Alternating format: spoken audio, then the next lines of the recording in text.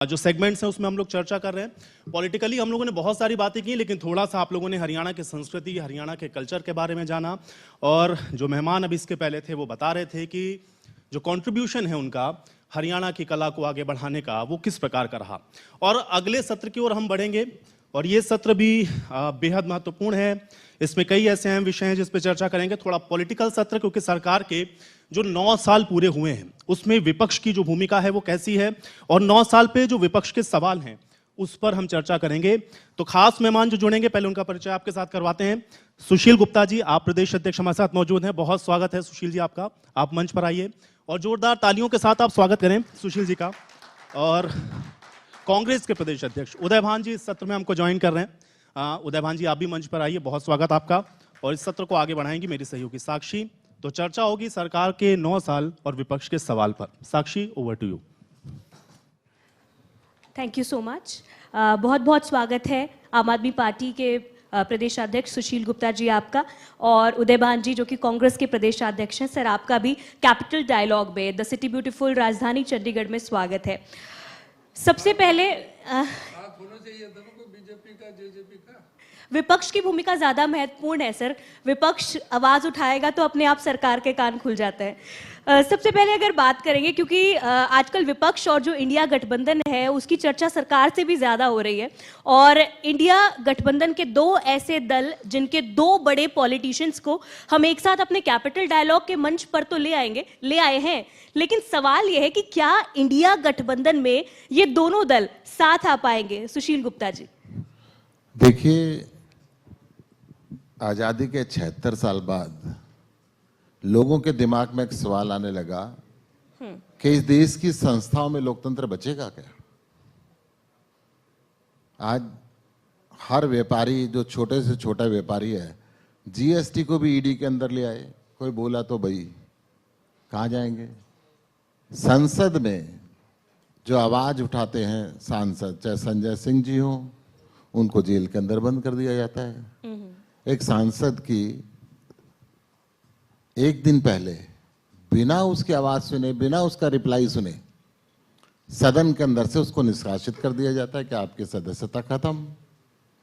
तो team India इसलिए बनी कि इस देश के लोकतंत्र को बचाया जा सके, संवैधानिक संस्थाओं को बचाया जा सके। ये देश जो इतनी मुश्किलों से आजाद हुआ, सैकड़ों साल की लंबी लड़ाई चली, इसके लोकतंत्र की जो खूबसूरती है, विविधता में एकता की जो खूबसूरती है, वो खूबसूरती मेंटेन रहे और ये लोकतंत्र पूरी दुनिया के अंदर अपनी खुशबू फैलाता रहे।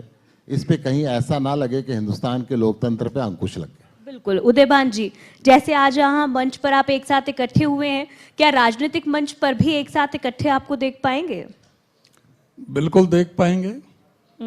जैसे अभी गुप्ता जी ने अभी सारी आपके बात रखी है, आज देश को प्रजातंत्र को बचाने की आवश्यकता है।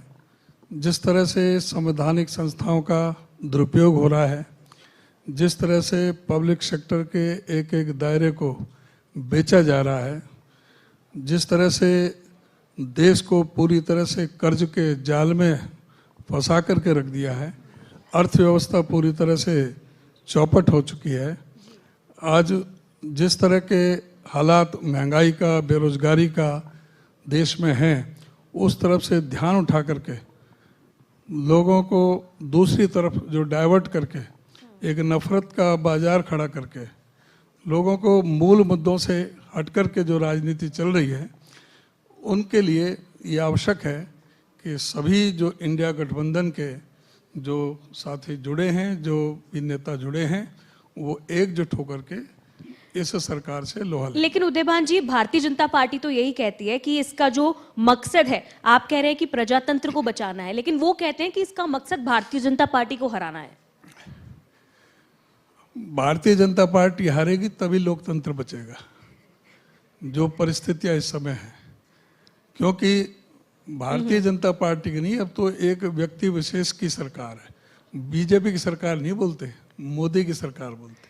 बीजेपी की गारंटी नहीं है, मोदी की गारंटी है। मोदी की गारंटी है। तो गुप्ता जी, जिस तरह से इसलिए जी, हाँ, जो गारंटी है ना उसके बारे में लोग प्रश्न उठाएंगे। जो उदयभान जी कह रहे हैं, तो गुप्ता जी आप भी क्या मानते हैं? इसका मतलब तो यही है कि मोदी मैजिक चल रहा है। देखो, गारंटी शब्द कहां से लिया? जी, अरविंद केजरीवाल से। हमने कहा हम तो व्यवस्था बदलने के लिए आए थे। खट्टर साहब ने राजस्थान में जाके मोदी जी की गारंटी दी कि 2700 रुपए में गेहूं खरीदेंगे। हरियाणा के किसान से क्या नफरत है? गारंटी दी 450 रुपए में राजस्थान में गैस का सिलेंडर देंगे। हरियाणा की बहनों से क्या तकलीफ है? गारंटी दी जो 12वीं में छात्रा अच्छे नंबरों से पास होगी उसको स्कूटी देंगे। हरियाणा की बेटियों से क्या नफरत है? हम जो कहते हैं, जहां गारंटी पहले अपने जिन राज्यों में, हमारी पंजाब में और दिल्ली में सरकार है, वहां भी फ्री बिजली देते हैं तो बाकी राज्यों में कहते हैं फ्री देंगे। फ्री पानी देते हैं तो बाकी राज्यों में कहते हैं फ्री देंगे। अच्छे स्कूल बनाते हैं तो बाकी राज्यों में कहते हैं अच्छे स्कूल बनाएंगे। लेकिन खट्टर जी कहते हैं कि फ्री बीज बना रहे हैं लोगों को, खट्टर जी कहते हैं राजस्थान में तो हम देंगे। खट्टर जी कहते हैं राजस्थान में तो हम देंगे, हरियाणा में नहीं देंगे। ठीक है, नो वे। खट्टर जी को, हरियाणा के मुख्यमंत्री हैं, राजस्थान में जाके घोषणा करें, हरियाणा में क्यों नहीं घोषणा करते? ये हरियाणा के लोगों से कोई नफरत है कि किसानों ने आंदोलन किया था इसलिए नहीं देंगे इनको 2700 रुपए भाव? क्यों नहीं देंगे? देना चाहिए, आप मानते हैं? देना चाहिए। ठीक है उदयमान जी, 5 राज्यों के इलेक्शंस पर ही मैं आने वाली थी, रिजल्ट्स पर। गुप्ता जी ने अभी गारंटीज की बात की है, तो गारंटी भारतीय जनता पार्टी ने भी दी, जिस तरह बताया कि खट्टर जी ने वहां जाकर मोदी की गारंटीज दी। लेकिन गारंटीज तो वहां अशोक गहलोत की सरकार ने भी बहुत दी थी, कांग्रेस ने भी लोगों से बहुत वादे किए थे, कई गारंटीज देने की कोशिश की। लेकिन फिर क्या लगता है आपको कि क्यों कमजोर रह गए, क्यों जनता ने विश्वास नहीं जताया? जो गारंटी दी थी वो सारी जमीन पर इम्प्लीमेंट करने का काम अशोक गहलोत जी की सरकार ने वहां पर किया। उसी तरह से छत्तीसगढ़ में किया, और जो कर्नाटक में गारंटी दी उनको हमने इम्प्लीमेंट किया, हिमाचल में गारंटी दी उनको इम्प्लीमेंट किया, और तेलंगाना में जो गारंटी दी, 2 गारंटी अभी कल ही इम्प्लीमेंट कर दी, आज ही इम्प्लीमेंट कर दी। तो गारंटी जो है, कांग्रेस जो गारंटी देती है उस पर पूरा उतरती है। इनकी गारंटी ऐसी है कि जो 2 करोड़ नौकरी देंगे हर साल, आज कोई पूछने वाला नहीं है। आज इनकी गारंटी है कि कोई सर ऐसा नहीं रहेगा जिसके ऊपर छत ना हो। इनकी गारंटी है कि 2022 तक किसान की आमदनी दुगनी हो जाएगी। इनकी गारंटी है कि 15-15 लाख आ जाएंगे सबके। हवाई चप्पल वाले हवाई जहाज में घूमेंगे, गंगा जमुना को साफ कर देंगे, 100 स्मार्ट सिटी बना देंगे, 35 रुपए में पेट्रोल दे देंगे, 30 रुपए में डीजल दे देंगे, 250 रुपए में गैस का सिलेंडर दे देंगे। ये गारंटी थी। आज उसमें क्या हुआ? आज पूरी तरह से ये सरकार का फेलियर रहा है। और हरियाणा में तो बहुत ही बुरा हाल है। यहाँ की अर्थव्यवस्था चौपट होकर के रख गई है। जो 2014 में 70,000 करोड़ का कर्जा था, आज 4 लाख करोड़ का कर्जा पार हो चुका है। आज कोई बच्चा अपनी माँ के पेट से जन्म ले रहा है तो 1,32,800 रुपए का कर्जा लेकर के पैदा हो रहा है। कर्ज को लेकर लगातार हुड्डा साहब और मुख्यमंत्री मनोहर लाल के बीच में जो डायलॉग है वो अपनी अपनी प्रेस कॉन्फ्रेंसेस में चलता रहता है, लेकिन वो कहते हैं कि कर्ज लेना पड़ेगा विकास अगर करना है तो, और वहीं कांग्रेस बात करती है कि कर्ज बढ़ता जा रहा है। लेकिन जिस तरह से आज दिल्ली में मंथन तो चल रहा है कि जो हार हुई, क्योंकि लगभग कांग्रेस की जीत तय मानी जा रही थी, छत्तीसगढ़ में भी, मध्य प्रदेश में भी, लेकिन नतीजे उसके उलट देखने को मिले। आप एज ए सीनियर पॉलिटिशियन क्या मानते हैं कि क्या वीक पॉइंट्स रह गए? कई परिस्थितियां होती है। एक तो हर प्रदेश का अपना अपना अलग रहता है। अब जिस तरह से मध्य प्रदेश में वो आप ये कह रहे ना, वहां तो कैश फॉर वोट इस्तेमाल हुआ है। धनतेरस के दिन जिस तरह से 2,500 रुपये एक महिला के खाते में, एक परिवार में 2 महिला हो तो 5,000 रुपये हो जाए। किसान सम्मान ये 2-3 दिन पहले, चुनाव से पहले डाल के हर घर में 5-5, 7-7, 8-8 हजार रुपये पहुंचा दिए।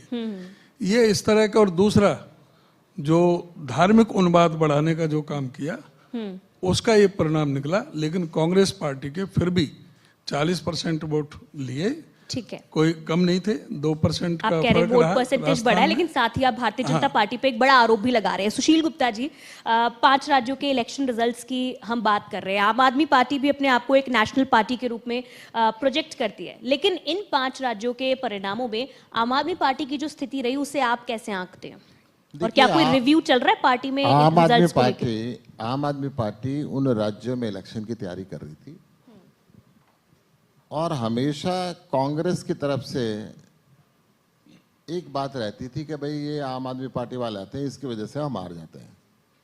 टीम इंडिया का गठबंधन हुआ तो उसके बाद हमने वो इलेक्शन छोड़ दिया कि चलो गुजरात में नहीं सही, गुजरात में हमने 41 लाख वोट लिए, हम छोड़ देते हैं ताकि कांग्रेस अपने दम पे जीते। परंतु कांग्रेस के लोग भी आपस में लड़ते रहे।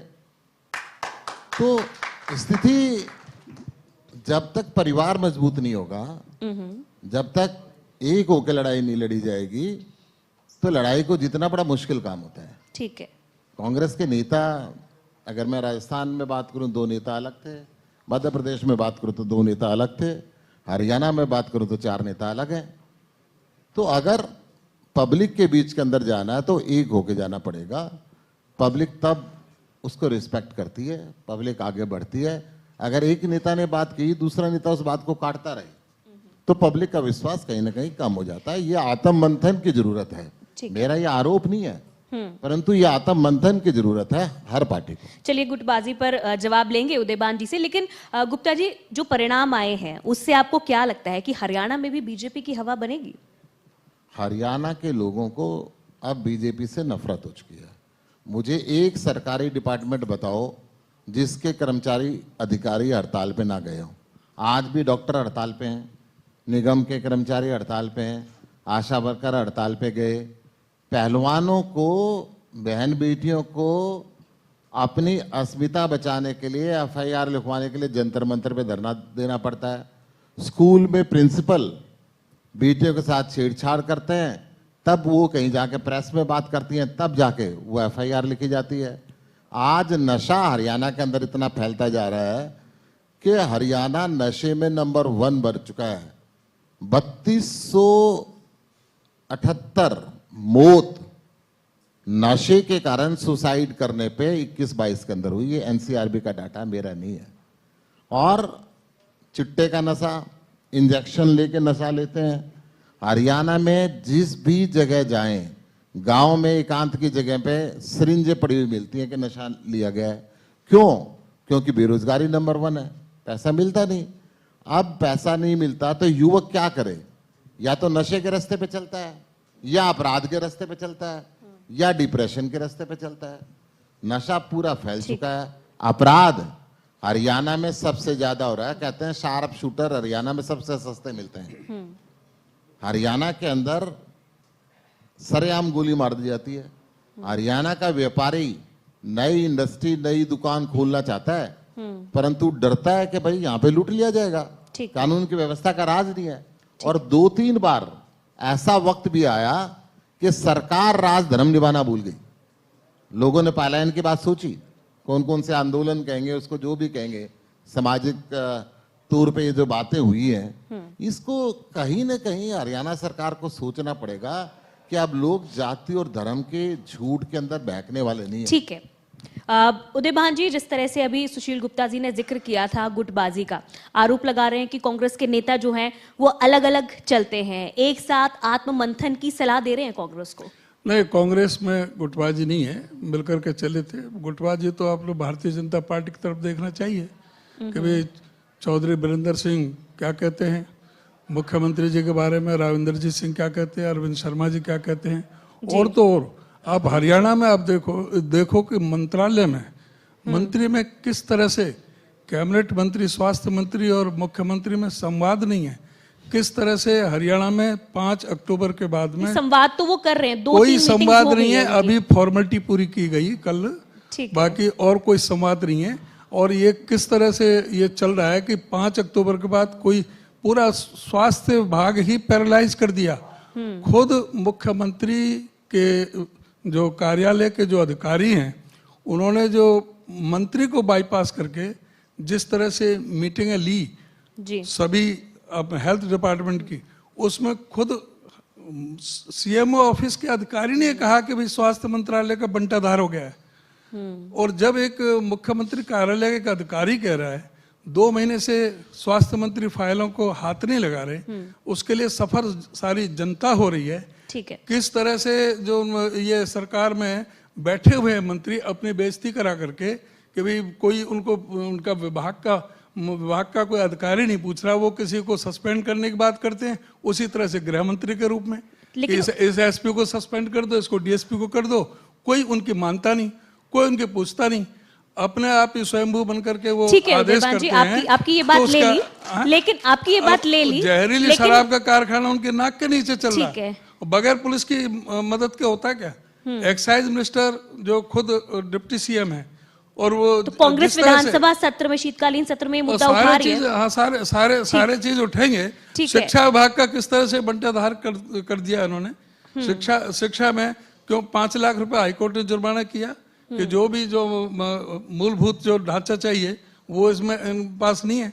आज क्या कारण है कि 538 स्कूल ऐसे हैं कि जहां पर लड़कियों के लिए टॉयलेट नहीं लेकिन आप इसे कैसे अब- देखते हैं कि कांग्रेस के जो अधिकृत कार्यक्रम है, चाहे हाथ से हाथ जोड़ो की बात करें, उसमें घर घर तक आप पहुंच रहे हैं, वो कार्यक्रम अलग चल रहे हैं, लेकिन जो एसआरके ग्रुप है वो अलग चल रहा है, क्योंकि कुमारी शैलजा अपने 10 लोकसभाओं में अलग अलग कार्यक्रम कर रही हैं। कोई अलग अलग कार्यक्रम नहीं है, कांग्रेस के लिए कार्यक्रम कर रहे हैं, कोई करे तो उसमें क्या प्रॉब्लम है किसी को।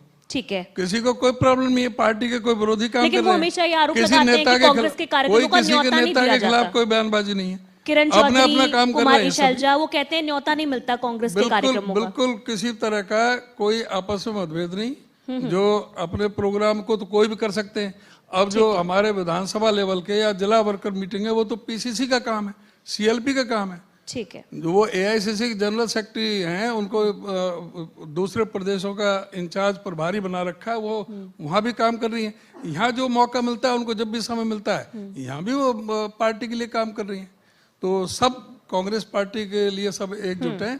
बाकी जो इस समय जो हालात जो वो बता रहे हैं, जो उनको सुधारने की आवश्यकता है कि जो शिक्षा का एकदम बंटाधार कर दिया। 538 स्कूलों में लड़कियों के लिए टॉयलेट नहीं, 1047 में लड़कों के लिए टॉयलेट नहीं है।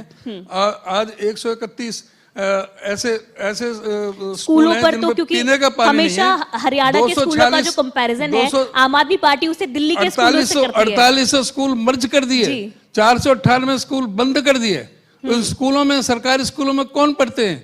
इस प्रदेश के दलित, पीड़ित, शोषित, उपेक्षित, सर्वहारा वर्ग के, गरीब के, वंचित समाज के, पिछड़े समाज के वो बच्चे पढ़ते हैं जो सक्षम नहीं है प्राइवेट स्कूल में पढ़ाने के लिए। उनको एक तरह से जो उसका प्राइवेटाइजेशन जो हो रहा है एजुकेशन को, जिस तरह से निजीकरण की तरफ बढ़ रहे हैं, उसकी तरफ ध्यान नहीं है। 10,476 करोड़ रुपए एजुकेशन डिपार्टमेंट ने सरेंडर कर दिए, वापस कर दिए, और कोई काम नहीं किया।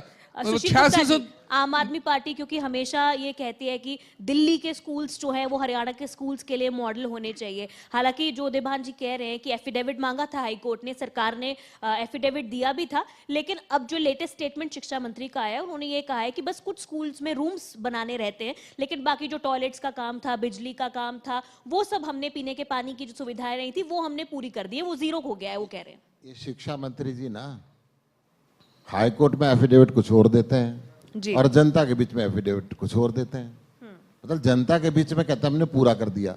शिक्षा मंत्री जी मैं इकट्ठे ही बैठे थे, ऐसा एक कंक्लेव हो रहा था। मैंने कहा जी आज भी बच्चे आपके यहाँ टाट पे बैठते हैं? वो कहते हैं हमने डेस्क खरीदने का ऑर्डर दे दिया। 76 साल हो गए, अब टाट पे बैठाओगे बच्चों को?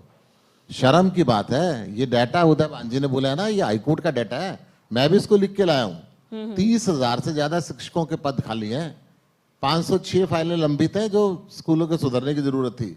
4-4 कक्षाओं पे एक ही अध्यापक है। ऐसे हालात हैं यहाँ पे। 1585 स्कूलों में शौचालय की सुविधा नहीं है, जिसमें से 500 से ऊपर लड़कियों के हैं। मतलब बेटी पढ़ाओ की बात करते हैं, पूरे देश में बाथरूम बनाने की बात करते हैं, घरों में बाथरूम बनाने की बात करते हैं। एक स्कूल के अंदर महिलाओं के लिए, बच्चों के लिए, छात्राओं के लिए अगर बाथरूम नियर उसको, लड़की को बाथरूम जाना पड़े, उसकी क्या हालत होती होगी? ये सारा देश और हरियाणा सोचता होगा ना।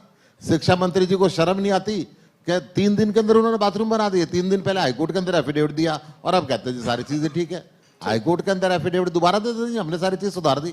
ठीक है, जनता के तो सामने भी आ आम जाएगा। आदमी पार्टी अपनी पहली कलम से क्या इन सभी समस्याओं को दूर 100% आम आदमी पार्टी की प्रायोरिटी है बढ़िया शिक्षा देना, अच्छे कॉलेज, अच्छे स्कूल। ठीक है। आम आदमी पार्टी की प्रायोरिटी है फ्री के अंदर हेल्थ सर्विसेज देना, निर्बाध बिजली देना, बिना कट के वो भी फ्री देना, निर्बाध पानी देना, हर घर में नल से जल देना, वो भी बिना बिल के देना। आम आदमी पार्टी की प्रायोरिटी है महिलाओं को बराबरी का दर्जा देना। आम आदमी पार्टी की प्रायोरिटी है किसान को कर्ज मुक्त करना। आम आदमी पार्टी की प्रायोरिटी है युवाओं को बिना खर्ची पर्ची के रोजगार देना। ठीक और है। ये हमने करके दिखाया दिल्ली के अंदर भी और पंजाब के अंदर भी। लेकिन सुशील गुप्ता जी, पंजाब का आपने जिक्र किया, आम आदमी पार्टी ने वादे तमाम पंजाब में भी किए और वैसे ही वादे आप हरियाणा के लिए भी कर रहे हैं। ओपीएस का समर्थन आम आदमी पार्टी करती है। पंजाब में कहा गया था कि ओपीएस को लागू किया जाएगा, लेकिन सरकार बने काफी टाइम हो गया, अभी तक वो लागू नहीं हुआ। लेकिन इससे पहले हिमाचल में सरकार बाद में बनी, लेकिन हिमाचल में कांग्रेस की सरकार ने ओपीएस को लागू कर दिया है। आम आदमी पार्टी ने जितने वायदे किए वो धीरे धीरे करके सारे वायदों को पूरा कर दिया। हमने वायदा किया कि जवान शहीदों का तो 1 करोड़ रुपए सम्मान राशि देंगे, दिल्ली की तरफ पंजाब में देनी शुरू कर दी। हमने वायदा किया कि मोहल्ला क्लिनिक बनाएंगे, हॉस्पिटलों का अच्छे करेंगे, मोहल्ला क्लिनिक हमने पंजाब के अंदर बना दिए। हमने वायदा किया बिजली फ्री दे देंगे, पंजाब में भी देने शुरू कर दी दिल्ली की तरह। हमने वायदा किया कि स्कूल सुधारेंगे, पंजाब के अध्यापकों को भी हमने सिंगापुर और फिनलैंड भेजना शुरू कर दिया ट्रेनिंग के लिए कि अच्छी शिक्षा यहाँ मिले। जितने वायदे किए हैं ये अरविंद केजरीवाल की गारंटी है, सारी पूरी होंगी। महिलाओं को 1000 रुपए महीना भी मिलेगा और ओपीएस भी लागू होगी। ठीक है। उदयभान जी, आम आदमी पार्टी जिस तरह हर चीज फ्री देने की बात करती है, आप क्या इस चीज का समर्थन करते हैं कि लोगों को मुफ्त में जो नहीं, बिजली पानी की सेवाएं दी जानी चाहिए? हमने जो वायदे पहले किए वो 100% पूरे किए और अब हमारे वायदे हैं ओल्ड पेंशन स्कीम हमारी सरकार आती है हरियाणा में हम लागू करेंगे। ठीक है। हमने वायदा किया है कि जो बुढ़ापे की पेंशन है वो हम 6000 रुपये, जो भी बुजुर्ग बुढ़े बुढ़िया हैं, 6000 रुपये प्रति महीने के हिसाब से देंगे। 300 यूनिट बिजली की हमारी वायदा है, गारंटी है। 300 यूनिट बिजली हम प्रत्येक व्यक्ति को, जो प्रत्येक परिवार में, उसको हम फ्री देने का काम करेंगे। ठीक है। हमारा वायदा है कि 100 गज के प्लॉट जिस तरह से गरीब आदमियों को रातों रात लखपति बनाए थे, उस स्कीम को दोबारा लागू करेंगे। गरीब आदमियों को 100 गज के प्लॉट और उस पर 2 कमरे का मकान, लैट्रिन बाथरूम, किचन, बिजली पानी की व्यवस्था करके कॉलोनी विकसित करके हम गरीब आदमियों को देने का काम करेंगे। उदयभान जी, जो कोऑपरेटिव के कर्जे हैं, हरिजन कल्याण निगम के, बैकवर्ड क्लास निगम के कर्जे हैं, उनको हम माफ करने का काम करेंगे। और गैस का सिलेंडर 500 रुपये में, इनका तो झूठा वादा, जैसे गुप्ता जी ने कहा था ना कि ये खट्टर जी जाके वहां कहते हैं कि हम 450 में सिलेंडर देंगे, लेकिन हरियाणा में और उत्तर प्रदेश में या उत्तराखंड में जहां इनका शासन है, जितने भी प्रदेशों में, वो कहीं वहां पर नहीं करते। और ये सिवाय झूठ बोलने के और कोई काम नहीं है। लेकिन जो कांग्रेस वादा करती है वो पूरा करती है। जहां जहां हमारी सरकार है वहां इतने में 500 रुपए गैस का सिलेंडर देने का काम कर रहे हैं। अध्यक्ष जी, बात आपने बहुत अच्छी कही, बहुत अच्छी सोच है आपकी। मैनिफेस्टो के बहुत बड़े बड़े वादे आपने भी गिनाए कि कांग्रेस ये करेगी, वो करेगी, लेकिन क्या बिना संगठन के ये सब कुछ कर पाना मुमकिन होगा हरियाणा में? संगठन हमारा तो घर घर में पहुंच चुका है। ठीक है। संगठन कहानी है। आप बताइए कि इतनी जबरदस्त जिलाध्यक्ष जो इतनी जबरदस्त रैलियां हुई हैं हमारी, लंबे समय से जो लिस्ट सारे है जो जिलाध्यक्षों की, चाहे वो भर्ती हुई है, विपक्ष सर। आपके समक्ष हो, चाहे राहुल जी की पानीपत में रैली हो, हमने तो सुबह 6 बजे 1 डिग्री टेम्परेचर में, और राजस्थान और हरियाणा के बॉर्डर पे मेवात में सुबह 6 बजे रैली। तो क्या आप यही बोल रहे हैं कि बिना करके इलेक्शन के, बिना संगठन के इलेक्शन कंटेस्ट करेंगे अगर जरूरत ही नहीं है? बिल्कुल, जो संगठन बनने का है उसकी प्रक्रिया हमारी लगभग पूरी होने को, बहुत जल्दी संगठन बनेगा। बाकी हमारा काम सारे चालू हैं। कब तक बनेगा? क्योंकि बहुत जल्द बनेगा। नहीं, इसको बहुत सुनते हुए तो बहुत जब जल्द आपने बनेगा। चार्ज लिया था तब भी और आपने हमें कहा था उम्मीद है बहुत कि जल्द बनेगा। इसमें दिसंबर में होगा। दिसंबर तक बन जाएगा। अच्छा, वैसे मानते क्या है आप एक सीनियर पॉलिटिशियन हैं, कि कितना फर्क पड़ेगा कांग्रेस को संगठन बनने के बाद? संगठन बनने से पहले ज्यादा सीट्स आएंगी या बन के इलेक्शन में उतरेंगे तो ज्यादा सीट्स आएंगी? देखिए, निश्चित तौर से फायदा होता है और उसकी जो आप कह रही हैं, आपकी जो चिंता है उसको हम भी समझ रहे हैं, आपकी बात को लेकिन पूरा ना करेंगे। इतने समय से लटकने का रीजन क्या है? आप कहते हैं गुटबाजी भी नहीं है कांग्रेस में, तो क्यों लटकती है ये लिस्ट हर बार? नहीं, प्रक्रिया है, कई तरह की प्रक्रिया है कांग्रेस में। ये 1 मैन शो नहीं है, ऐसी पार्टी नहीं है जैसे इनेलो है या जसपा है। आम आदमी पार्टी भी एक ही हेड है, लेकिन कांग्रेस पार्टी में इस तरह से नहीं है। ये लोकतांत्रिक पार्टी है, सबके वो लिए जाते हैं, सबके सबके सुझाव लिए जाते हैं और उनको इम्प्लीमेंट करते हैं। और यही बात है कि इतना लोकतंत्र हो गया इनके, आज संगठन बन नहीं पा रहा। ठीक है। मैं ये और बता दूं, एक और आम आदमी पार्टी देश की राजनीति को बदलने आई थी। ठीक है। आम आदमी पार्टी देश की व्यवस्था को बदलने आई थी। जब अरविंद केजरीवाल जी ने बिजली फ्री देनी शुरू करी, पानी फ्री देना शुरू किया, अच्छी शिक्षा फ्री देनी शुरू करी, अच्छी चिकित्सा फ्री देनी शुरू करी, ये सारी परंपरागत पार्टियां कहते थे फ्री बी की पार्टी है, फ्री बी की पार्टी है, फ्री बी की पार्टी है। अब हमारी नकल मार के सारे देश में ये वही काम कर रहे हैं। लेकिन सुशील, नहीं, सुनिए मेरी बात को। इस देश के अंदर अंग्रेजों के समय से फ्री लेने का काम खाली नेता किया करते।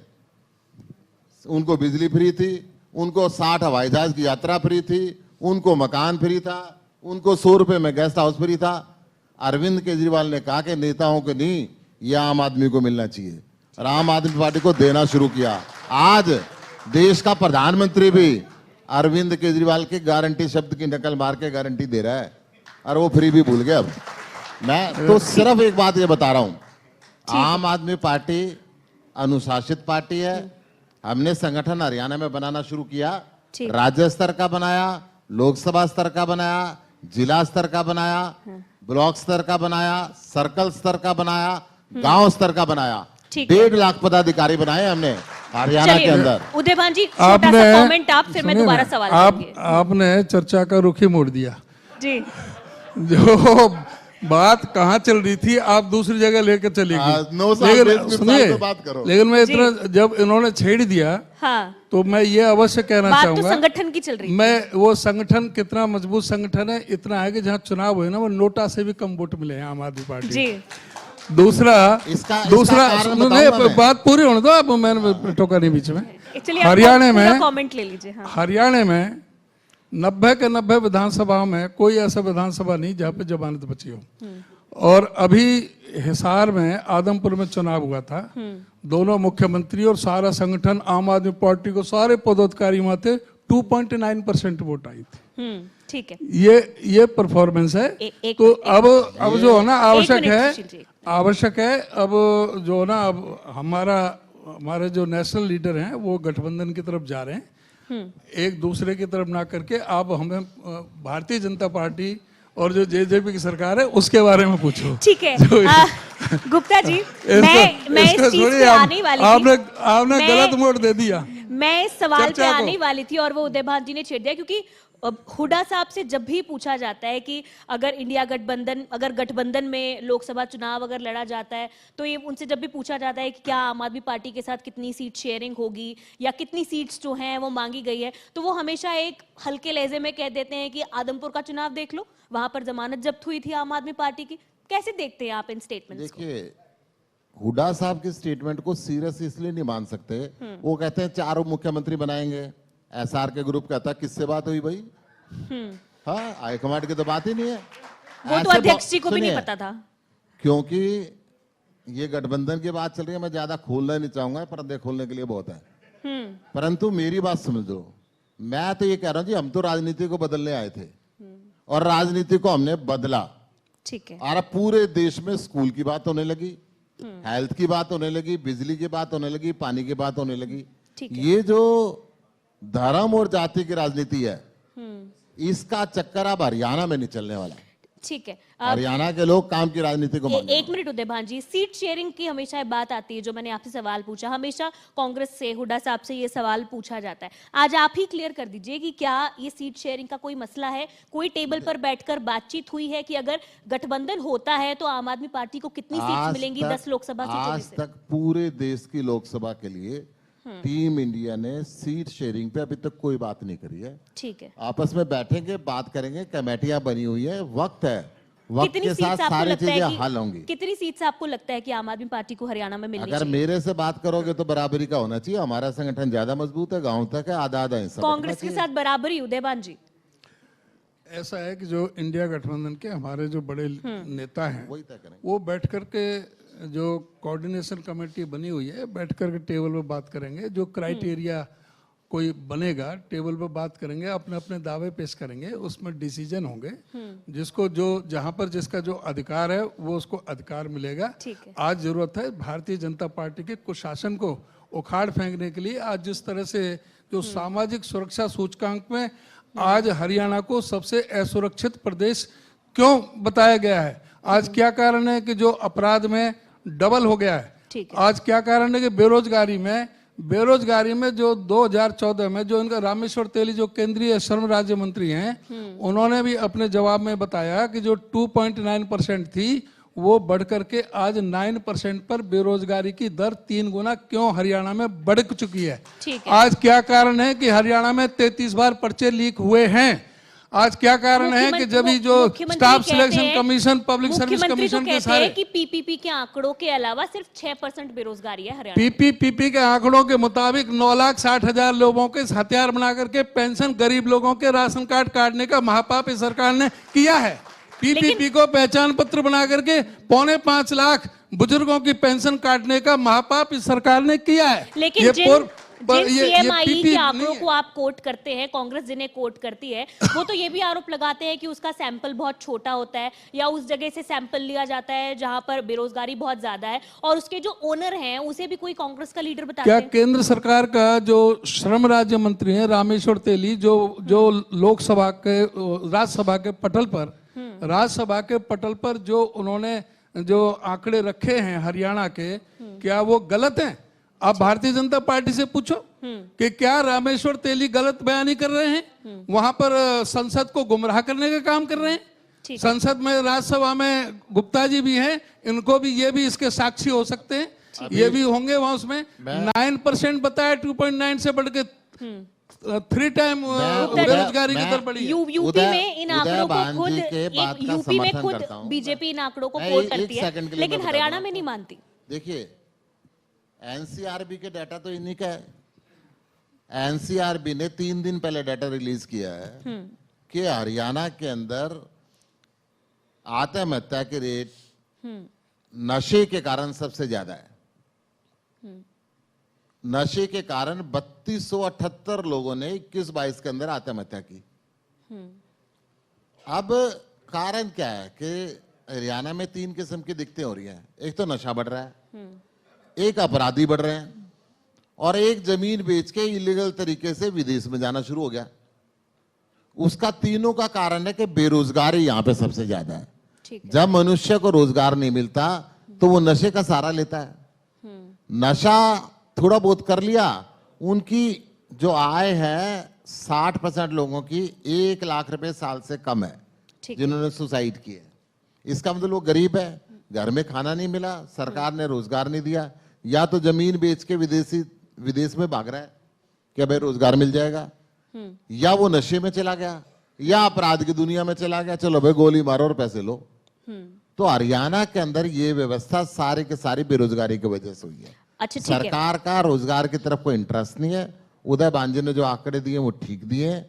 खट्टर सरकार को ये जाति और धर्म की कहानी छोड़ के, जैसे इन्होंने मेवात के अंदर आग लगाकर 12 जिलों के अंदर फैला दी थी, एसपी को छुट्टी भेज दिया था, सिक्योरिटी दी नहीं, जानबूझ के लापरवाही बरती, और जो सीआईडी ने रिपोर्ट दी थी वो गृह मंत्री को दी नहीं। खट्टर साहब ने फाइल अपने पास रखी, गृह मंत्री का बयान था, मुझे तो जानकारी ही नहीं है। गुप्ता जी, चुनावी साल है, ठीक है, चुनावी साल में सभी राजनीतिक दल जो हैं वो पूरा अपना दमखम दिखा रहे हैं। आम आदमी पार्टी भी कार्यक्रम कर रही है, बीजेपी विकसित जन संकल्प यात्रा कर रही है, कांग्रेस हाथ से हाथ जोड़ो कार्यक्रम कर रही है।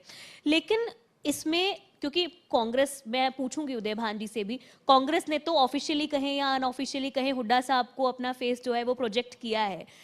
आम आदमी पार्टी के लिए हरियाणा में चेहरा कौन रहने वाला है? देखो जी, आम आदमी पार्टी का चेहरा तो जनता तय करती है, हम तो सब कुछ जनता से पूछ के करते हैं। हमारी पीएसी जब ये बात कहेगी कि भाई मुख्यमंत्री तय करना है, तब हरियाणा की जनता से पूछेंगे तो बताओ कौन ठीक रहेगा। पंजाब में भी हमने पूछा था। चर्चाएं तो ये भी है कि खुद अरविंद केजरीवाल भी चेहरा हो सकते हैं। देखिए जी, चेहरा आम आदमी पार्टी के अंदर कोई फिक्स नहीं है। ये जितने बैठे ना सामने, इनमें से कोई हो सकता है, आप भी हो सकते हो हमारी पार्टी ज्वाइन करो तो। आम आदमी पार्टी के अंदर तो जनता जिसको कहेगी, जनता जिसको पसंद करेगी वो मुख्यमंत्री होगा। ठीक है, मतलब जो अगर मेजर लीडर्स की अगर हम बात करें तो उसमें से चुनाव से पहले किसी को नहीं प्रोजेक्ट किया जाएगा। चुनाव से पहले ही जनता से पूछते हैं, ठीक है, जनता से पूछ के प्रोजेक्ट करेंगे। ठीक है। जी। और उदय भान जी, इस पर आप क्या कहेंगे, क्योंकि हम मतलब कई सारे एमएलए से हमने बातचीत की है या ऑफिशियली अनऑफिशियली कई सारे इवेंट्स पे, सार्वजनिक मंचों पे हुड्डा साहब को सीएम के रूप में प्रोजेक्ट किया जाता है बिल्कुल, मुख्यमंत्री और वही प्रोजेक्ट बनेगा। करके ये भी कहा जाता है कि फैसला हाईकमान लेगा। अब मुख्यमंत्री तो वही बनेगा जिसको जनता चाहेगी। ठीक है। और सीधा सा है, कांग्रेस में प्रक्रिया है, पहले जब सत्ता में आएंगे तो विधायक दल की मीटिंग होगी, एआईसीसी से ऑब्जर्वर आएंगे हमारे नेतृत्व की तरफ से, और उसमें निर्णय होगा मुख्यमंत्री का। जब मुख्यमंत्री का निर्णय हो जाएगा उसके बाद में आगे मंत्रिपरिषद का, उप मुख्यमंत्री जो दूसरे जो है, वो तो सारा एक प्रक्रिया है, तो उसमें चलेगा। तो वो उसका कोई भी मैटर कोई नहीं है, वो तो आप कांग्रेस पार्टी पर और उस पर छोड़ें, जो फैसला होगा वो सही होगा, जनता के अनुरूप होगा, जनता के विश्वास के अनुसार होगा, और जनता की आवाज हरियाणा में सबको पता भी है, ये बताने की जरूरत नहीं, अपने आप सामने आ जाएगी सारी। ठीक है। चुनावों की बात हम कर ही रहे हैं, चुनावी साल है, आपकी चुनाव की तैयारी कैसी चल रही है, कहाँ से चुनाव लड़ेंगे आप? मैं कहाँ से लड़ूंगा? हाँ। जहाँ से पार्टी लड़ाएगी। तो फिर होडल में तैयारी कैसी चल रही है? तैयारी बहुत बढ़िया, जबरदस्त चल रही है। इसका मतलब होडल में होडल से ही लड़ेंगे? सभी की जमानत जब्त होगी। होडल से ही लड़ेंगे? क्योंकि होडल से होडल लड़ आपकी सकता हूँ, राजनीतिक पार्टी जमीन है। अगर कोई पार्लियामेंट का लड़ाएगी तो पार्लियामेंट भी लड़ सकता तो हूँ, आप मुझे क्या ऐतराज है? इच्छा जता रहे पार्लियामेंट लड़ने की? नहीं, पार्टी जो हुक्म करेगी, मैं प्रदेश अध्यक्ष हूँ, पार्टी अगर कहीं पे मेरा उपयोग आपकी करना इच्छा चाहेगी, क्या है? अगर कहीं उपयोग करना चाहेगी किसी भी रूप में, तो मैं वहां से भी लड़ सकता हूँ। होडल तो मेरा गृह क्षेत्र है ही, वहां से तो मैंने चुनाव लड़ता ही हूँ जी, तो वहां से चुनाव लड़ता ही हूँ, और बाकी जो अंतिम फैसला पार्टी ने लेना है। लेकिन तो एक चुनाव लड़ाना भी है कि नहीं लड़ाना है, हो सकता है कि मेरे को वैसी ड्यूटी लगा देगी तो मैं पूरे प्रदेश में जाकर के चुनाव जिताना, पार्टी तो मैं जो चुनाव फैसला नहीं लेगी लड़ना। वो लेगी, लेकिन एक उपयुक्त मंच पर आप अपनी भी तो इच्छा जाहिर करेंगे। नहीं, अपनी इच्छा, अपनी पार्टी की इच्छा है, जो पार्टी करेगी वो करेंगे। और होडल तो अपना विधानसभा है ही, वहां से तो मैंने चुनाव लड़े ही हैं, 8 अगर चुनाव नहीं लड़े हैं। लड़ा तो वहां से तो लड़ेंगे ही लड़ेंगे। मेरी तो तैयारी है, पूरी तैयारी अगर है। चलिए, पार्टी ठीक है। पार्टी टिकट देगी तो लड़ेंगे। ठीक है, सुशील गुप्ता जी, आप विधानसभा चुनाव लड़ते हुए नजर आएंगे या लोकसभा चुनाव? सीधा सा सवाल। सीधी सी बात यह है कि चुनाव लड़ने की मेरी कोई इच्छा नहीं है। मेरी ये इच्छा है कि हम दिल्ली और पंजाब से ज्यादा बहुमत से, बम्पर बहुमत से सरकार हरियाणा के अंदर आम आदमी पार्टी के बनाए। ठीक है। किसको चुनाव लड़ाना है, किसको नहीं लड़ाना, कहां से लड़ाना है, किस चीज का लड़ाना है, ये सब निर्णय पार्टी का है। परंतु मैंने अपनी बात बता दी, मेरी इच्छा ये है कि आम आदमी पार्टी की बहुमत की सरकार आए, चुनाव लड़ना कोई प्रायोरिटी नहीं। बात सरकार बनाने की नहीं है, बात आपके चुनाव लड़ने की हो रही है। जैसे मैंने उदय भान जी को भी कहा कि पार्टी तो जो निर्णय लेगी, लेकिन आपकी इच्छा उदय क्या भान जी है? ने बता दिया ना, पलवल से तैयारी पूरी है। मैं कह रहा हूँ मेरी कहीं से भी तैयारी नहीं है। हिसार से? सुनिए, जहां पार्टी हिसार से बोलेगी, लोकसभा की अरविंद तैयारी कर रहे हैं। केजरीवाल की लहर चलेगी, जहां पार्टी बोलेगी वहीं से लड़ जाएंगे। ठीक है, लेकिन क्या आप चाहेंगे कि पार्टी आपको हिसार से लोकसभा का चुनाव लड़ाए? मैं ये कह रहा हूँ, जब पूरे हरियाणा का मेरे को अध्यक्ष बना रखा, मैं एक जगह क्यों बंधूं? ठीक तो पार्टी की मर्जी है। ठीक है। सुशील गुप्ता जी, हरियाणा में चुनावों की बात चल रही है और चुनावों में फिर से एक बार एक मुद्दा है जो बहुत उछलेगा, जो इतने पिछले लगभग 20 सालों से सिर्फ एक पॉलिटिकल मुद्दा बनकर रह गया। आप समझ गए होंगे मैं एसवाईएल की बात कर रही हूँ। फिर से चुनाव आ गए, फिर से एसवाईएल को लेकर आप देख सकते हैं कि सुप्रीम कोर्ट में हियरिंग्स तेज हो गई हैं, तमाम चीजें जो हैं वो हो रही हैं। सुप्रीम कोर्ट ने पंजाब सरकार को फटकार भी लगाई है। पंजाब में आपकी सरकार है, दिल्ली में आपकी सरकार है, क्यों नहीं पानी का मसला हल हो रहा?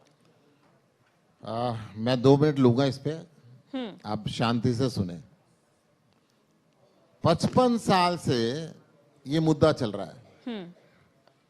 पंजाब में, हरियाणा में और केंद्र में, तीनों जगह जी, कांग्रेस की सरकार भी रही। ठीक है। पंजाब में, हरियाणा में और सेंटर में तीनों जगह बीजेपी की सरकार भी रही। ठीक है। ये मुद्दा हल नहीं करना चाहते। जब चुनाव आता है एसवाईएल एसवाईएल एसवाईएल बोलते हैं।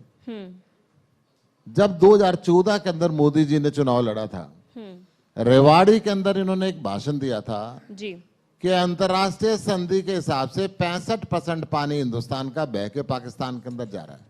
जी। उस पानी के ऊपर हरियाणा के लोगों का हक है, उस पानी के ऊपर पंजाब के लोगों का हक है, उस पानी के ऊपर राजस्थान के लोगों का हक है। मैं उस पानी को रोकूंगा और इस धरती की प्यास बुझाऊंगा। एक बूंद नहीं रोकी आज तक। पंजाब में इनके लीडर अलग भाषा बोलते हैं, हरियाणा में अलग भाषा बोलते हैं और केंद्र वाले चुप रहते हैं। ठीक है। हिसार के अंदर अरविंद केजरीवाल जी और भगवंत मान जी आए थे। उन्होंने एक बात स्पष्ट तौर पे कही थी कि पानी का फैसला करना, पानी का बंटवारा करना इस देश के प्रधानमंत्री का काम है। प्रधानमंत्री पानी का बंटवारा करे, इन राज्यों को ना लड़वाए। और अगर प्रधानमंत्री जी को फैसला करना नहीं आता तो अरविंद जी को चाय पे बुला लें, वो समझा देंगे उनको। ठीक है।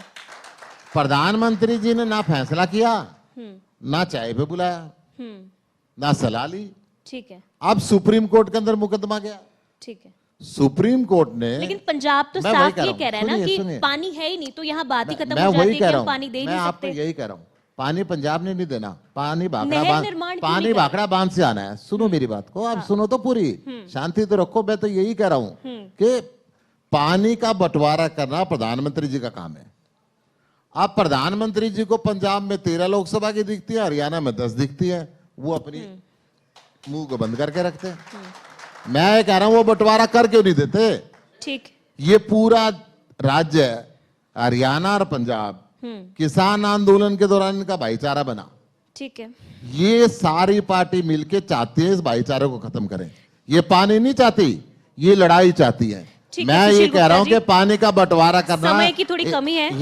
ये सुप्रीम कोर्ट ने भी कहा है। बिल्कुल बिल्कुल कहा है, सुप्रीम कोर्ट ने कहा है, समय की कमी है। जाते जाते इसी मुद्दे पर एक लास्ट छोटा सा स्टेटमेंट उदयभान जी आपको। सुशील गुप्ता जी ने अपनी पार्टी की जो चीजें थी वो क्लियर की, लेकिन अरविंद केजरीवाल अपना स्टैंड क्लियर नहीं करते। ये आपसे पूछना चाहूंगी, पंजाब में कहते हैं कि SYL का पानी नहीं दिया जाएगा, लेकिन हरियाणा में मैंने आम आदमी अरविंद पार्टी केजरीवाल कहती जी है- की बात बताई आपको, ये अरविंद जी कह के गए हैं। ठीक है। उन्होंने अपना स्टैंड क्लियर किया, हिसार में आपका किया क्या कोट है इस पर और उदयभान जी? पंजाब के मुख्यमंत्री को साथ बढ़ा के दिया। जैसा अभी ठीक बताया है गुप्ता जी ने, 2 स्टेटों का झगड़ा है। जब ये हरियाणा अलग बना तब से ये ज्यादा हिस्सा आना था हरियाणा में। 1958 में ये पाकिस्तान सरकार से भारत सरकार का फैसला हुआ था कि भाई SYL के जरिए रावी ब्यास का पानी जो पाकिस्तान में जा रहा था उसको खरीदा गया था पाकिस्तान सरकार से, ठीक है। और उसका हिस्सा आना था हरियाणा में। कई कमीशन बने, इराडी कमीशन बना, कपूरी में इंदिरा जी ने उसकी आधारशिला रखी, SYL को बनवा के तैयार किया, थोड़ा हिस्सा बच रहा था, तब ये झगड़े सरकार बदली। जब 2 प्रदेशों में झगड़ा हुआ तो उसका फैसला कौन करेगा? अंतिम फैसला सुप्रीम कोर्ट करेगा। तो उसका जब कांग्रेस की सरकार थी हुड्डा जी के नेतृत्व में, ठीक है। राष्ट्रपति को रेफरेंस दे करके उसको अर्ली सुनवाई के लिए किया गया।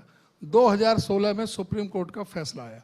ठीक। सुप्रीम कोर्ट ने फैसला करके बताया कि भाई ये जिम्मेदारी सेंट्रल गवर्नमेंट की है जो SYL को पूरा करके दे, या तो सहमति से हो, नहीं तो सेंट्रल गवर्नमेंट करा के दे, चाहे तो अपनी सेंट्रल एजेंसी से कराए, BRO से कराए, चाहे बॉर्डर रोड ऑर्गेनाइजेशन से या CPWD से या किसी से भी। सेंट्रल गवर्नमेंट की जिम्मेदारी है, लेकिन सेंट्रल गवर्नमेंट अपनी जिम्मेदारी से हट रही है, दोनों राज्यों को आपस में लड़ाना चाहती है। ठीक है। जब सेंट्रल गवर्नमेंट की जिम्मेदारी है तो, और 2016 में फैसला हो गया, अब दोबारा फैसला हो गया, दोबारा फटकार लगी है, ठीक है। तो किस लिए? अगर कोई जो नहीं मानता है तो उसके खिलाफ जो ना कार्रवाई सुप्रीम कोर्ट में डाले, जो नहीं कर रहे हैं, उस फैसले को इम्प्लीमेंट करने की जिम्मेदारी सेंट्रल गवर्नमेंट की है।